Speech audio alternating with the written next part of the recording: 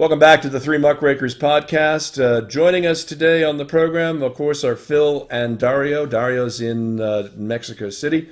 And the climate journalist Robert Hunsaker, who has been following the news of late on everything that you could possibly imagine related to this new climate accord between the United States and China. And since we always like to treat our guests well, Robert, why don't you start by giving us a little bit of an idea of what are the basics of this new climate accord? I mean, we've heard a lot of outrage about it from members of the U.S. Congress, but is this a big deal, and how big a deal is it going forward? Well, it's an enormous deal. In fact, I think it's the most far-reaching deal by a U.S. president since Kennedy declared we should go to the moon back in the 1960s. It's full of a lot of substance. And now I think the best way to look at it is first to look at where we are today, where our planet is when it comes to the cumulative carbon CO2 that's been put into the atmosphere. We really have a budget for the world, and that budget is 1,000 gigatons of carbon, meaning when we use up, or rather not use up, when we emit into the atmosphere 1,000 gigatons, and that's 1 trillion tons of carbon into the atmosphere. That's what it takes, according to science, to get us to 2C. And that's kind of been the marker that they've set among the scientific community worldwide. Now, Robert, 2C is an increase in temperature by 2 degrees Celsius. That's correct. That's correct. And so far, we've increased it 0.8 since the Industrial Revolution. Now, let's go back to that budget we've got of 1,000 gigatons. So far, we've used up half of it. So we've used up 500 gigatons since the Industrial Revolution. It's taken us about 150 years to use up 500 gigatons. Fast forward to today and go back to 1950. And since 1950, what's happened is that the emission of CO2 into the atmosphere is now growing at an exponential rate, year by year by year, such that today, in 25 years from today, as we sit here, by 2040, we will have used up our budget of 1,000 gigatons. If we do nothing, if nothing changes going forward, we'll use up the entire budget, meaning that we're going to hit that target that nobody really wants to hit of an increase in worldwide temperature on average of 2C. And it's pretty well established in mainstream science that once you do that, it's not once you do it, gradually things happen as you lead up to it. A lot of really bad things are going to happen. So now let's look at what's happened on this climate accord between the United States and China. And I've got a chart that I sent you. We've got it up on screen for you now, Robert. Okay. And what it shows is it shows the annual emission rates for China, assuming business as usual. And in other words, if nothing changes, and if China does not agree to this accord with President Obama, under those circumstances, between now and the year 2060, China will emit 790 gigatons into the atmosphere. Well, we only have 500 to work with. They're going to be emitting 790. Just in the next 25 years. That's correct. However, if the accord that was established with Obama, if they hold to their promises, and of course they're going to increase their renewables so that their renewables amount to 20% of all the electricity they produce. Now, in contrast, that's as much as all of the coal-producing electricity they've got today. If they hold to the accord with Obama, it'll be 156 gigatons rather than 790. There's a big difference there. Huge. Yeah. Now that's the black line on the chart. you see they increase up to the year 2030, and then it goes flat because they've committed to hold their emissions steady post 2030. Big difference, 790 gigatons versus 156. If you include China, the United States, and the EU cumulative from 2015 from today to the year 2060, with the accord in place and with the United States and China and the EU holding to their current emission standards, we will emit 250 gigatons, well under the budget. So this is an extraordinarily important agreement that Obama has reached with China. What I want to ask you, Robert, in basic terms, just quite apart from the accord issue, how has Obama done it really? But how do we in the West, in the developed countries, say to developing countries, you need to stop emitting CO2?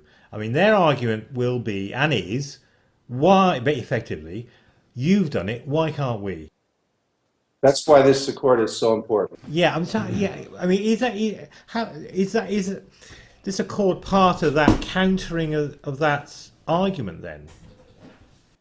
Well, this accord, the biggest developing nation when it came to all of the various conventions they've had on the climate is China. They're the largest developing country.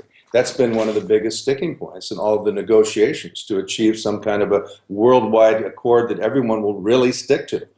And now China said, no, we're in full agreement that something really needs to be done and that we need to cut back. And how are they cutting back? The way they're cutting back is they've committed to building renewables, solar, wind, to replace coal. They will build enough renewables between now and 2030 to essentially it would be as much as the entire electrical grid of the United States of America. So what they're saying to the rest of the developing world is, we're a developing country as well, but we're going to adhere to some portfolio standards to conquer the problem that we got with climate change and global warming. And what better leadership? Dario, I see we've got you back. Yeah, it's difficult to say what the agenda is in Mexico, really. I mean, walking around the city, there is a lot of people who are wearing the mask, and obviously it's a city that's known for its large amount of smog. Interestingly, the president, in his first part of his term in office, has been lauded for opening up Mexico to foreign investment, foreign oil investment. That's seen as a neoliberal agenda that has been positive for the country. Maybe I'll talk about that a little bit more later on. But I think Mexico is probably in the same position that a lot of developing countries are, where they say to themselves, well, America and China and Russia have had all their development, and they haven't followed any particular protocols when it comes to climate change, perhaps until now. So why should we have to put these things in place when the big countries haven't? So hopefully this accord that's taken place with Obama and the Chinese will really help to lead on that agenda for developing countries. Hey, Robert, we know that the U.S. and China are number one and number two. Where do places like Mexico City or Mexico and India and other large producing and growing nations rank on that list, and what can be done to bring them into the accord? Well, the big three are the EU, the United States, and China. The rest of the world, that accounts for 50%, those three areas of the world. Yeah. Wow. So the rest of the world is the other 50%. And that would be all of Africa, all of South America, all of Southeast Asia, than China. Yes, that's pretty much the breakdown. That's amazing. Wow, amazing figure. So how big is India in that? Because it would seem that they're a developing nation as well. I don't know the numbers, but they are. They're quite large in that, simply because of the mass, the numbers of people. They've got over 1 billion people, similar to China. They have 1.3 billion people. So, China is really the 800-pound gorilla in the room, because we sometimes don't realize how large they are. But Size-wise, they have the same population as the EU, North America, and South America combined. When you stop and think about that, think of that. The same population, same number of people as the EU, the United States, or North America, all North America and all South America. So that is the 800-pound gorilla in the room. And it's appropriate that as we sit here talking to you, it's sitting right over your left shoulder so that you can get an idea of the landmass as well on that map behind you. I mean, it's... Robert, how important do you think the Accord is? Well, China's agreement to the Accord is. How important do you think their leadership of the developing world, in other words, is? I mean, in other words, them saying to other countries, we've done it, you should do it. They have a big stick, it's called money. And they have been influencing the world with that dramatically so, especially in South America and Africa. That has influence. So it does.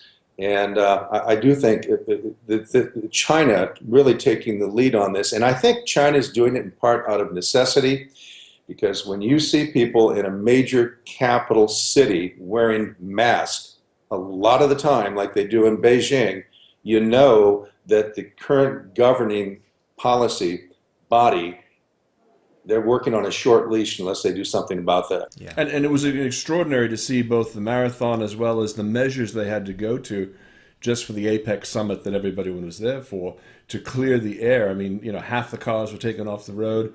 A number of coal factories were shut down just so they could have breathable air for the 4 or 5 days of the summit. I mean, I've been in Beijing where, you know, we actually did a story with several people there called Airpocalypse, because it was so bad. I mean, you felt like you'd go out and cut slices of it with a knife. Do you think that this is for show, or do you think that China will actually live up to this?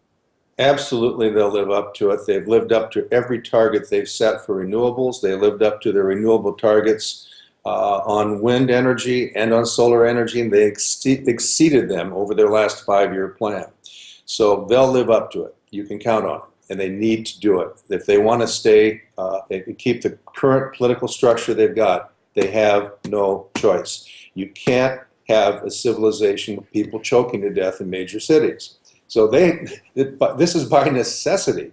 But not only that, there are huge benefits to renewable technology. It creates a growth pattern that you need to renew the world economy's growth engine, and renewable energy is going to do that. Very similar to what happened with the invention of the Model T back in the early 1900s.